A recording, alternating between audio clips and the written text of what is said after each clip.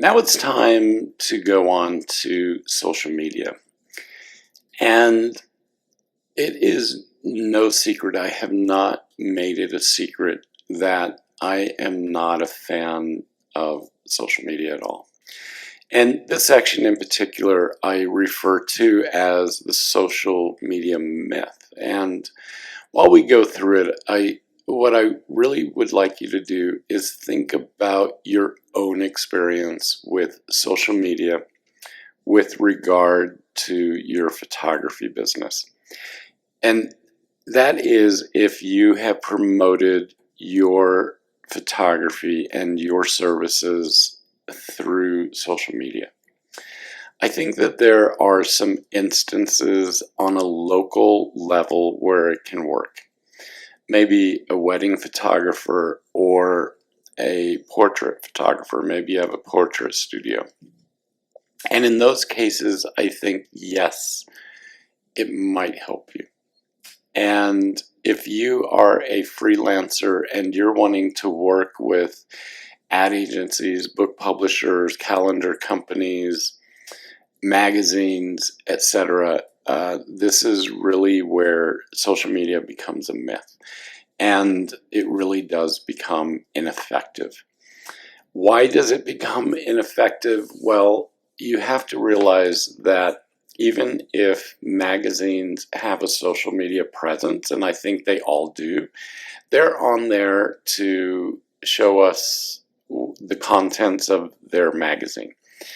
And they're trying to drive people to subscribe, which really is failing. If you think about it, magazines are going away, newspapers are in serious trouble, etc. And they bought into this whole idea, and it's hurting them in the end. And just know that what I'm about to talk about, what I'm about to say, is based on my experience with social media. And it is also based on a lot of information that I have read just recently about the use of social media and the effectiveness of it for a business. Now, if you are a company, let's say like Coca-Cola, and you already have a strong brand and you're the number one cola or soda company in the world, well, social media only reinforces that for you. What I want you to know is, do not confuse social media with marketing. Now, the companies, we hear the words, the three words together, we hear social media marketing. And I wonder who came up with that phrase or those three words together. And if you go back, I'm sure that it was Facebook, Twitter, and every other social media platform there is, because they want you to use it. They want people to be on there. Really, these social media companies are data collectors. They collect your data and they sell it. Keep that in mind as you are thinking about all of this. If you are not an established photographer already, and I just mentioned Coca-Cola, it's a big brand, people know Coca-Cola, right? Well, if people know you as a photographer, well, you just go out there and use social media left and right, because it only reinforces that you are an established photographer. If you are not an established photographer and you use social media as your primary marketing tool, well, you'll probably be waiting a long time to find success. Think about that. And when I say a long time, this may also mean never. This means that you may never achieve your goals. You may never find the success that you're looking for because you've sat on Facebook and or Twitter or Instagram or Snapchat or whatever it is you use, and you have done nothing else. I guarantee you that a like or a heart or any other emoticon is not going to translate to increased business or sales of your photographs. Now, in my experience on, let's say, Facebook, I do have a Facebook professional page. I think that's what they call it. It's not my personal page. And I have an okay following. It's nothing to get excited about, and I'm making no effort to grow it. I think there are around 6,000 people who have liked my page. And out of that 6,000, there are maybe 10 people, and I appreciate these people, who like almost everything that goes on there, and maybe every once in a while they will make a comment. If I include a link to my website, do they click on that link and go over to my website? They do not. I can look at Facebook, I can look at my page, and it tells me how many people have done that, and 0 have done that. So if only 10 out of 6,000 are reacting to anything, that tells me that it's a losing effort, really. And the truth is, I don't put effort into it. Now, you might say to yourself, okay, Mark, well, if you did put some effort, you'll see some changes. Well, prove it to me. If you've had a good experience, please share it in the comment section. I really want to hear a positive experience about any sort of social media and how it has led you to a freelancing job, a job with a magazine or an ad agency. I really do want to know that. Now, over the last 10 years, we have heard over and over how we have to use social media to succeed. But who told us this? I'm going to sound like a whole conspiracy person, and I'm not. But who told us this? And it's the social media companies that use marketing to tell us that we need them. So most companies and even photographers and artists bought into the idea. And everyone rushed to Facebook at first. And then Twitter came along and everyone said, oh, I have to be on Twitter. And they rushed over there to use that. And then Snapchat came along and everyone rushed to Snapchat.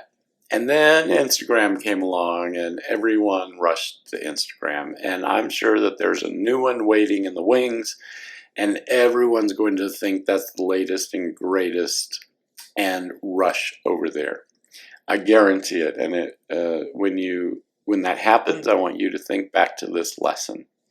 Now, I'm a big Instagram user. And why am I a big Instagram user? Well, the reason is I like to look at the photos. And sometimes I do discover other photographers and I go look at their work or admire them, or I see what they're doing with regard to their own business. Maybe they're doing something that could help. You never know.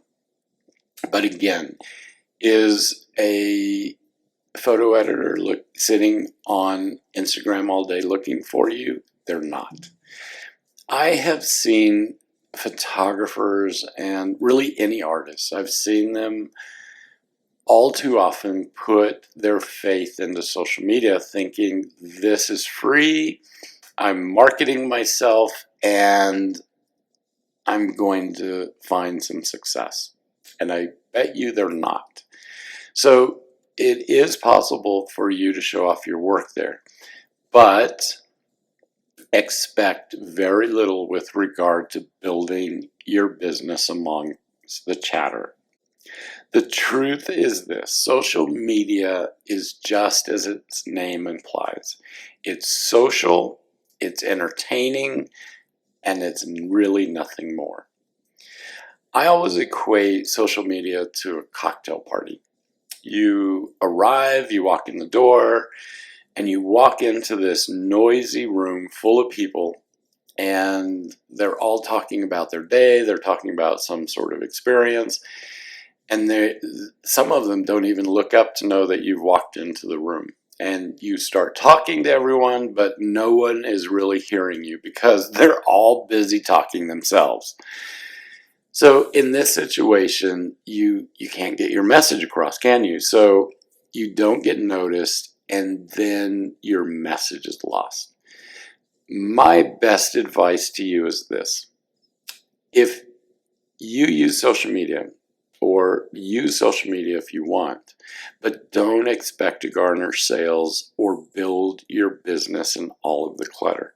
You're competing against someone's bad day, you're competing against the cute puppy video, or the story about the hero, or something even political, because these social media sites have become political hotbeds, which is horrible. And so your message has to break through all of that. And I really don't think that it will. So do yourself a favor. Use social media as you will, and build relationships outside of the internet. And we're going to talk about that more in another section, in another lesson. So what I want you to do is keep this in mind, however. Video is what's trending. And I'll say trending, but video is here. In 2017, I read that video is going to be consumed by 72% of the viewers. And by 2020, that's just in a few years' time, 85% of all internet content that is consumed will be video. And I read this everywhere. And if London and Hong Kong are any indication, and I've been to both many times, and when I'm there, I just pay attention to what people are doing, because most people are glued to their mobile phone. Their face is right up to their mobile phone, and it's sort of sad in a way, but that's the way the world is. But if these two cities are any indication, where I have observed almost everyone staring at their mobile phones, viewing video clips, and I've seen this, I've looked over their shoulders, then video is coming next to your neighborhood. Start now and create a video presence online. And you can put this onto Facebook, onto Twitter, onto Instagram, but YouTube really is a great place to do this as well. Create a YouTube channel, or their more sophisticated counterpart is Vimeo. Video is a super way to tell your story. Do you need a fancy video camera to do this? You do not. Use your mobile phone. If you use an iPod, let's say, use your iPod. Your camera may have video capability. Use that. You may have a GoPro. Use that. Anything can be used to create your video. What I will say, and this is so very important, and I see this over and over and over again, and it is a huge mistake. Do not substitute your website for a Facebook page or an Instagram account or any other social media platform. It's fine if you want a Facebook page for your photography, but do not make it your website. Have an independent website. Have a home on the internet that is for your photos and for your photos only. Use social media to lead viewers over to your website. So remember, a website is a website is a website, and I cannot emphasize that enough.